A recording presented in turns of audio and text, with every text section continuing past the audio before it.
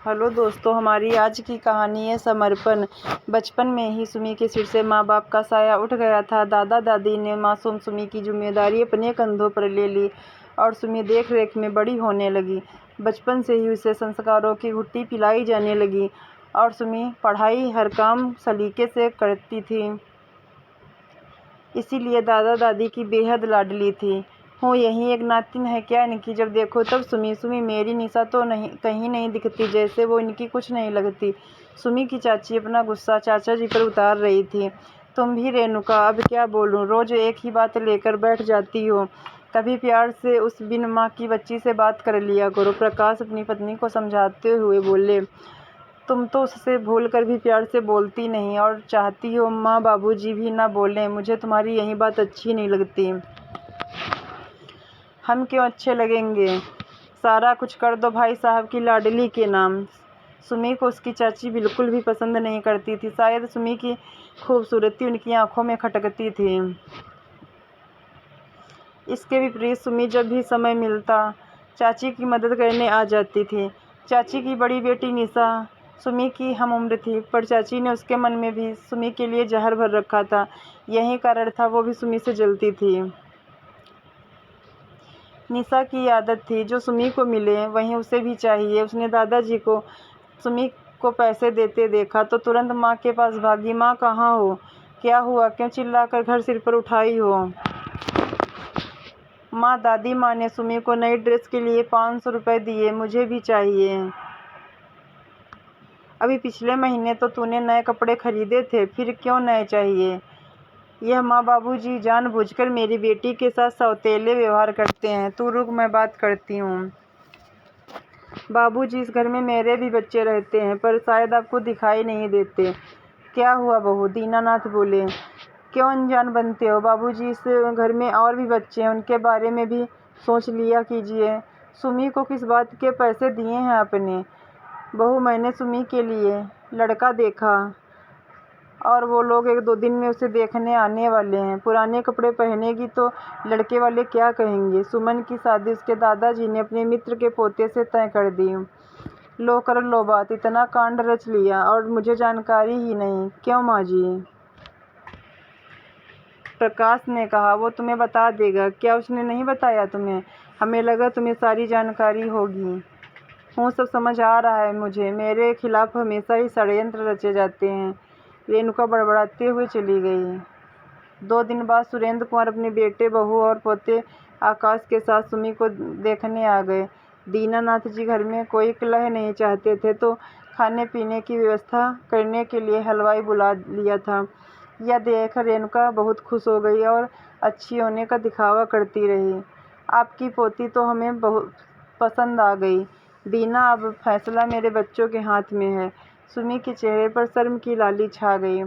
आकाश के माता पिता बोले। सुमी हमें भी पसंद है अंकल जी, बच्चों को अकेले बात कर लेने देते हैं। वो एक दूसरे के बारे में क्या सोचते हैं? दोनों को अंदर कमरे में भेज दिया जाता है। थोड़ी देर में ही आकाश वापस आ गया और माँ के कान में धीरे से कुछ कहकर चुप बैठ गया।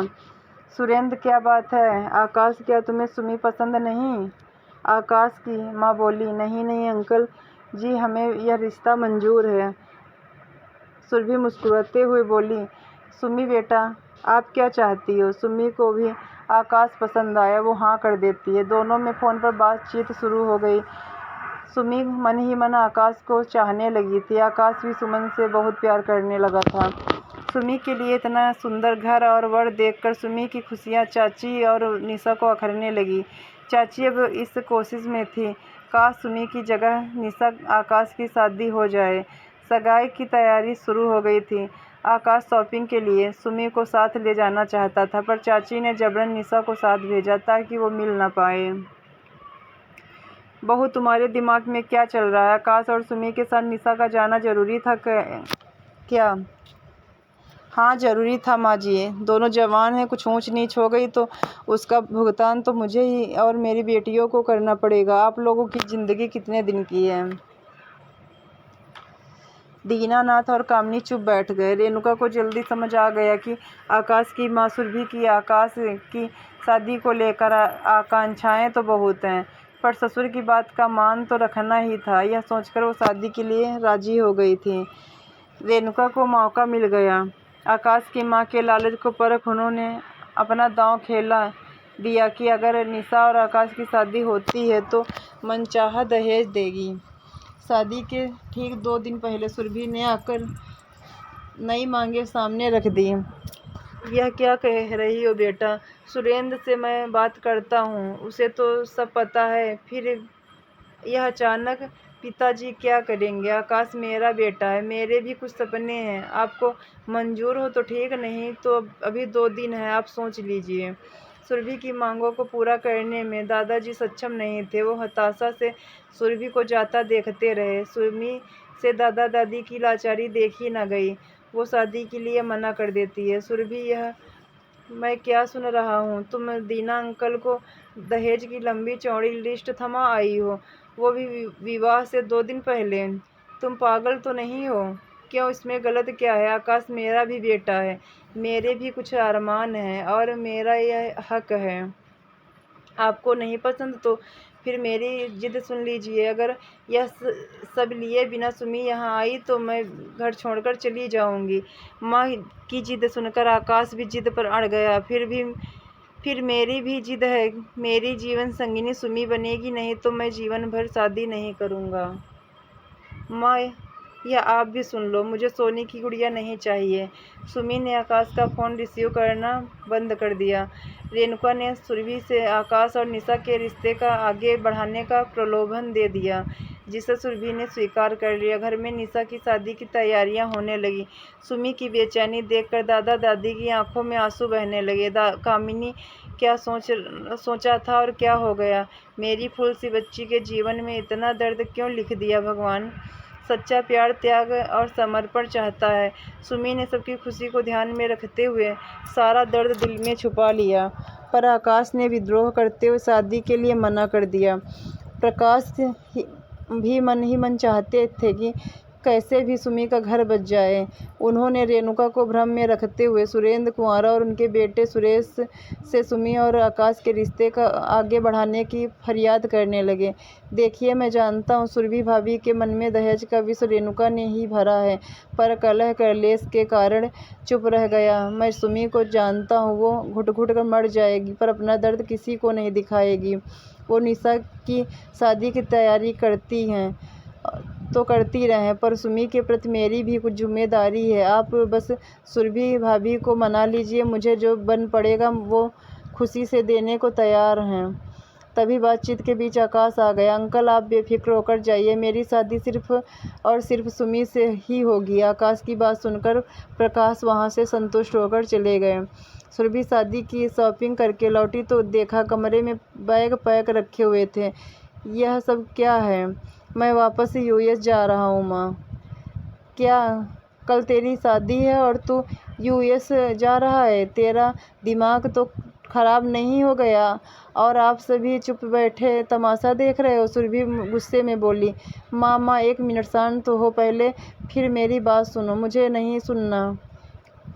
तू कहीं नहीं जा रहा है, यह सामान अंदर रखो, ठीक है? मत सुनिए, आपसे कुछ कहने का कुछ फ़ायदा नहीं। आपने तो बेटे के लिए एक जिद्दी घमंडी बदतमीज लड़की का चुनाव कर लिया। आपने माँ होने का कर्तव्य निभा दिया। अब ज़रा मेरी बात का जवाब दीजिए। निशा की माँ ने अपने स्वार्थ के लिए अपनी भतीजी की खुशियों की बलि चढ़ा दी। आपको क्या लगता है उनकी बेटी आपके घर को खुशियों से भरेगी? जवाब दीजिए माँ। सुमी ने अपने घर की सुख शांति के लिए कितना बड़ा त्याग कर दिया, वो नहीं दिखाई दिया? सबकी खुशियों को ध्यान में रखते हुए चुपचाप हालात के आगे समर्पण कर दिया। अब बताइए, दया ममता से भरी हुई लड़की आपके घर को खुशियों से भरेगी या स्वार्थ में डूबी लड़की? फिर भी अगर आप सही हैं तो मैं आपकी खुशी के लिए अपनी ज़िंदगी दांव पर लगा सकता हूँ। बहू, बुरा मत मानना, पर कल जब तुम्हारे सामने आकाश की ज़िंदगी या कलह कलेश से भरी होगी तो क्या तुम खुश रह पाओगी? नहीं ना, अब भी समय है, मान जाओ और सुमी को स्वीकार कर लो। आकाश की बातें सुनकर सुरभि को समझ आ गया कि वो लालच में अंधी होकर कितना गलत करने जा रही थी। जो लड़की बहन का हक छीन कर खुश होती है, वो मेरा घर क्या संभालेगी? मुझे माफ़ कर दीजिए बाबूजी। अब क्या बहू, मैं रेणुका जी को मना कैसे करूं? सुरभि बोली। तुम हाँ कर दो, बाकी प्रकाश जी देख लेंगे। बस पहले से किसी से कोई बात नहीं करना, सुरेश ने कहा तो सुरभि ने गर्दन हिलाकर स्वीकृति दे दी। नियत समय पर बारात द्वार पर पहुंच गई थी। बारात की आवाज़ सुनकर सुमी भागकर अपने कमरे में चली गई और रोने लगी। सामने की मेज पर रखा शादी का जोड़ा उसे मुंह चिढ़ा रहा था। सुमी प्रकाश की आवाज़ सुनकर सुमी ने जल्दी से आंसू पोंछ लिए। जी चाचा जी, अभी आई। सुमी उठकर बाहर निकल रही थी कि चाचा कमरे में आ गए। तू तैयार नहीं हुई अभी तक? साथ में आई लड़कियों से सुनो, जल्दी से इसे तैयार करके नीचे लेकर आओ। और यह रखा है शादी का जोड़ा। पर चाचा जी, तू चिंता मत कर, सुमी तेरी चाची को अच्छे से समझा दिया है। अब सब ठीक चल रहा है। चल जल्दी से तैयार हो जा, आकाश इंतजार कर रहा है। प्रकाश मुस्कुराते हुए चले गए। सुमी शर्मा गई। प्रकाश मुस्कुराते हुए चले गए। सुमी और आकाश की शादी हो गई और सुमी विदा हो गई। दीनानाथ और कामिनी सुमी का घर बस जाने से बहुत खुश थे। माँ, आप कुछ बोली क्यों नहीं? निशा माँ से झगड़ा कर रही थी। इतनी बड़ी साजिश कैसे? मैं सौतेली बेटी हूँ माँ, कुछ बोलो तो। क्या बोलूँ? तेरे पिता ने तलाक के पेपर सामने रख दिए। मैं अनपढ़ इस उम्र में अलग होकर कैसे गुजर बसर करूँगी? लोग हंसेंगे, थूकेंगे मुझ पर। किसी की अपने स्वार्थ के लिए अपनी भतीजी के साथ साथ अपना घर बर्बाद कर लिया। तेरे लिए अपना घर तो नहीं उजाड़ सकती। तलाक के पेपर कहाँ हैं? जरा मैं भी तो देखूं। निशा पेपर मांगकर देखती है तो चौंक गई और सिर पकड़कर बैठ गई। माँ, पापा ने तुझे पागल बनाकर सुमी की शादी करवा दी। यह तो एफडी के पेपर हैं जो दादाजी ने सुमी के लिए तुड़वाई थी।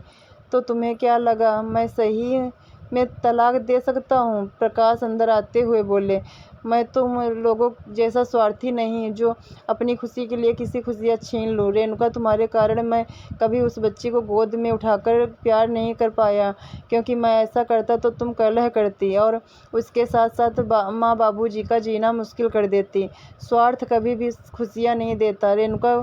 खुशी पाने के लिए त्याग और समर्पण भी चाहिए। यह बात तुम्हारी समझ में नहीं आई, पर सुरभि भाभी को समझ आ गई और उन्होंने भी सुमी को बहू बनाने का फैसला कर लिया। अब जरा तुम भी कुछ अच्छे संस्कार निशा को दे देना।